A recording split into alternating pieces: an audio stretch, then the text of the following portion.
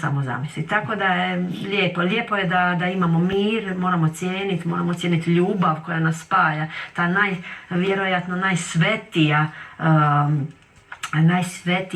najsvetije pravo duša. Imamo pravo. Hoćete vi pročitati nešto svojim riječima i svojim glasom?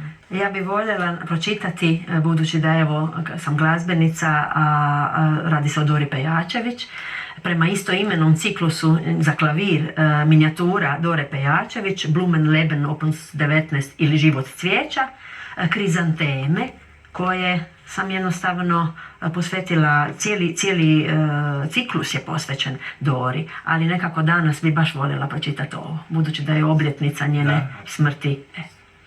Krizanteme, njeme, bijele, ljepotice uspavane, kraljice pokoja.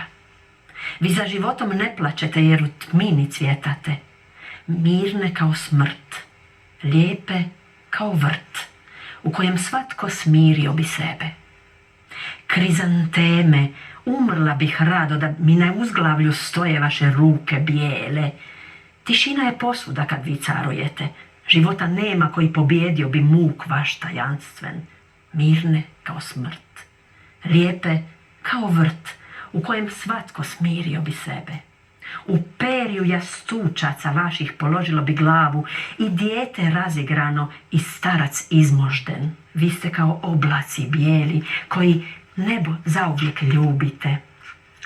Mirne kao smrt, lijepe kao vrt u kojem svatko smirio bi sebe. Krizanteme, s prvom jutarnjom kišom oprane, sa zadnjim uzdisajem ljeta ohrabrene, vladarice vječnosti, nikad prevarene, mirne kao smrt, lijepe kao vrt, u kojem svatko smirio bi sebe. Recite mi zašto, dok drugi crno odijevaju, vi krojite ponosna bijela odijela. Svatko ima svoje vrijeme i pravo odabira, života i tmina, nemira i mira, mirne kao smrt, lijepe kao vrt u kojem svatko smirit će sebe. Lijepo baš za Doru Pejačević. A ja ću vas pročitati još jednu pjesmu gdje zapravo